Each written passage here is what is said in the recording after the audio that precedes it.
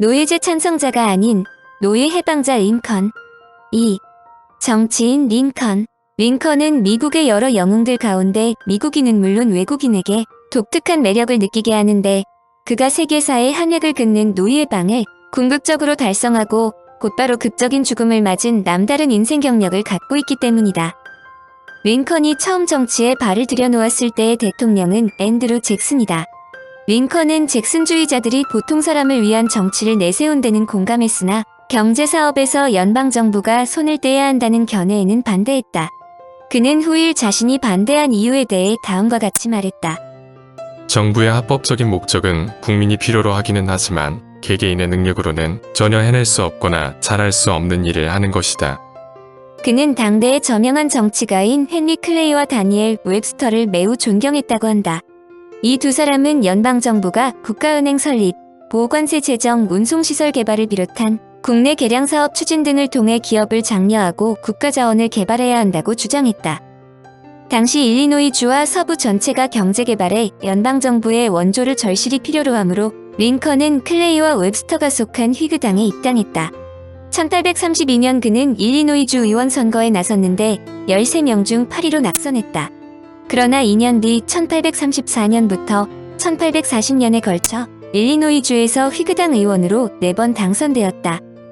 주의회 의원으로 있는 동안 철도, 고속도로, 운하 등 대규모 건설 계획에 매진했으나 1837년 공황과 그로 인한 경기 침체 때문에 대부분의 계획이 무산되었다. 우선 당시에 그는 노예제에 반대했다고 알려지지만 노예제 폐지론자는 아니었다는 점이 중요하다.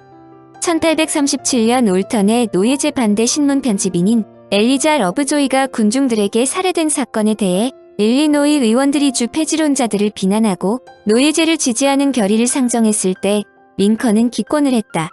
대신 그는 동료들과 함께 다음과 같은 선언서를 발표했다.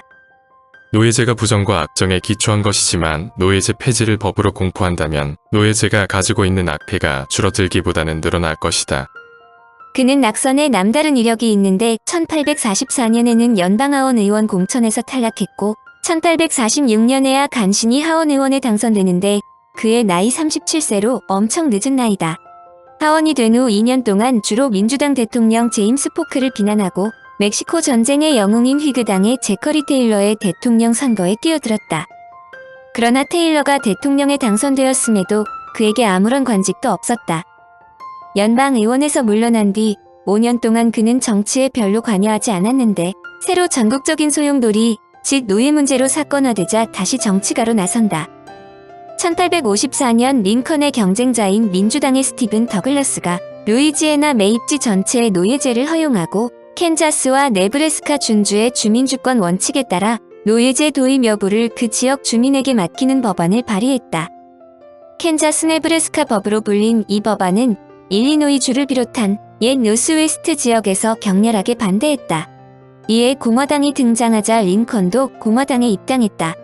그런데 논쟁의 초점은 노예제인데 링컨과 더글러스 두 사람은 근본적으로 견해가 달랐다. 링컨은 의회가 준주의 노예제가 도입되는 것을 막아야 한다고 주장한 반면 더글러스는 노예경제가 준주에 적합하지 않는다고, 노예제가 준주로 확대되는 것을 막기 위해 의회가 법안을 제정할 필요는 없다고 주장했다. 이러한 논쟁을 통해 그는 전국적인 명사로 떠올랐지만 1855년 연방상원의원에서 낙선하고 1856년 부통령 후보 경선에서도 3분의 1 정도의 지지만 받으며 월리엄 데이튼에게 낙선한다. 링컨과 더글러스의 논쟁. 그가 번번이 선거에 낙방하는 것과는 달리 더글러스는 승승장구하는데 1858년엔 상원의원 선거에 또다시 맞붙었다. 결론을 말하면 이 선거에서도 링컨은 낙선했지만 노예 문제를 선거의 쟁점으로 부각시켜 노예제를 반대하는 대표적인 정치인으로서 우뚝 서게 된다. 이때 링컨과 더글라스가 벌인 토론은 아직까지도 미국 역사에 남은 명토론으로 평가된다. 링컨의 노예제에 대한 생각이 무엇인지를 위해 나무위키의 글을 기반으로 구체적으로 설명한다. 제1차 토론에서의 더글라스는 링컨이 상원의원 후보 지명 수락 연설인 분열의 집에서 다음과 같이 밝혔다고 주장했다. 제가 지금부터 그 연설문 중 일부를 읽어보도록 하겠습니다. 분열되어 자기 자신을 향해 적대하는 집은 바로 설 수 없으리라는 성경 말씀이 있습니다. 나는 이 정부가 절반은 노예제를 찬성하고 절반은 반대하는 상태로 영원히 버텨낼 수는 없으리라고 생각합니다. 물론 저는 집이 무너지기를 바라지는 않습니다. 하지만 이 집의 분열이 그치기를 바라고 있습니다. 결국 이쪽이든 저쪽이든 간에 둘 중 하나를 택해야 할 것입니다. 하지만 노예제도를 반대하는 사람들은 어떻게든 노예제도가 추가적으로 확산되는 것을 막으려 할 것이고, 노예제도가 궁극적으로는 폐지되는 과정 속에 놓여 있다는 신념이 대중 속에 뿌리 내릴 수 있도록 노력할 것입니다. 반면에 노예제도 우호론자들은 기존의 주에서부터 신생주에 이르기까지, 남쪽에서부터 북쪽에 이르기까지, 미국 전역에서 노예제도가 합법화될 수 있을 때까지 끝까지 밀어붙이려 할 것입니다. 노예제도를 반대한다는 그의 얘기를 듣고 흑인 공화당원들은 아주 좋아하더군요. 하지만 저는 그럴 수 없었습니다. 링컨은 멕시코 전쟁을 반대했습니다. 또한 노예 도주법을 반대하고 워싱턴에서 노예 해방을 주장한 적도 있습니다. 링컨은 백인과 흑인에 대한 모든 사회제도 상해평등을 주장하며 심지어는 흑인과 백인이 결혼할 수도 있게 하려 합니다. 링컨의 주장은 사회적인 불안과 충돌을 가져올 수 있는 위험한 발상입니다. 여기서 제가 밝혀둘 것은, 제가 통과시킨 캔자스 네브래스카 법의 원래 취지는 무엇보다도 미합 중국이 자치의 원칙에 따라 자신들의 문제를 그 지역에 거주하는 주민들 스스로가 결정하게 하자는 주권제민의 원칙에 충실하자는 것입니다.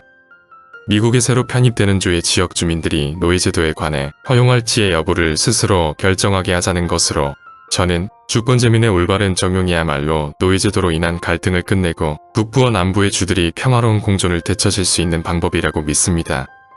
더글라스의 주장에 링컨은 다음과 같이 반론을 제기했다. 더글라스 후보는 저를 모함하는 많은 의문과 질문들을 던졌지만 그는 저를 모함하는 자신의 주장들에 대해 아무런 근거를 제공하지 못했습니다. 저는 그의 질문에 대해 분명히 대답하겠습니다. 우선 제가 그동안 취해왔던 정치적 입장들 중 일부는 제 개인의 의견이라기보다는 제가 속해 있는 공화당의 입장도 섞여 있다는 점을 밝혀둡니다. 먼저 저는 도주 노예법의 폐지를 주장한 것이 아니고 수정을 요구했음을 밝혀둡니다. 더글라스의 주장은 이렇듯 사실 부분에서 여러 가지로 잘못된 점이 많습니다.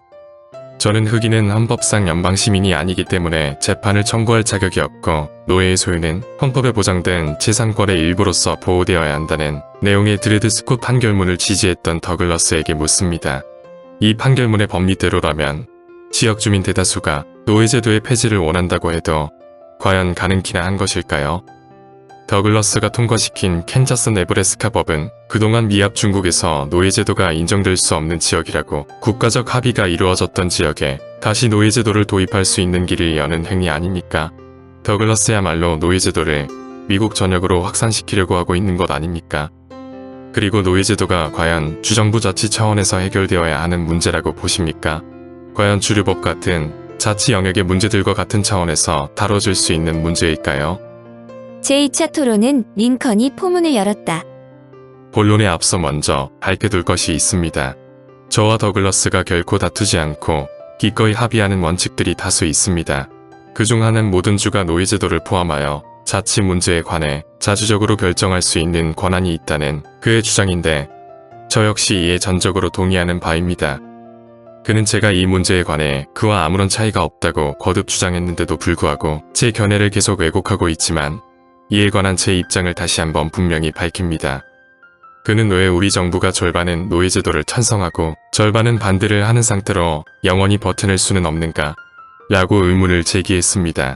오늘 여러분 앞에서 저의 그와 같은 의견에 대한 이유를 간략히 설명하겠습니다. 그의 또 다른 질문은 왜 건국의 아버지들이 세운 토대를 그대로 놔두지 않는가? 였는데, 바로 이 점이 그와 제가 정확히 갈라지는 지점이기도 합니다. 저는 더글라스와 그의 동료들이 우리 건국의 아버지들이 다져놓은 원래의 건국 이념을 훼손했다고 감히 말하고 싶습니다.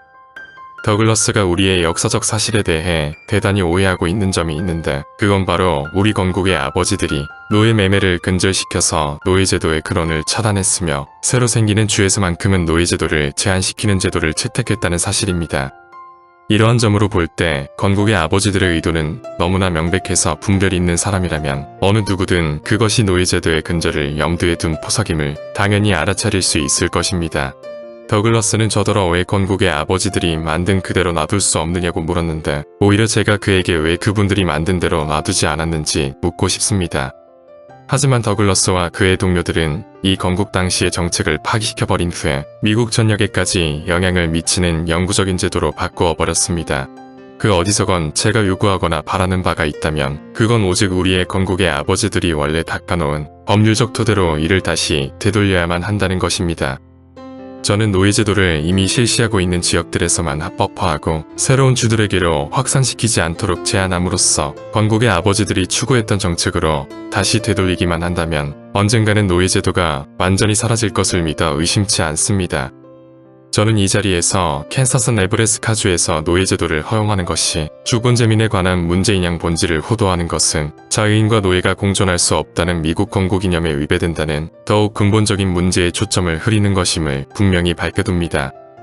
청취자에게 원하는 것은 1. 구독 2. 좋아요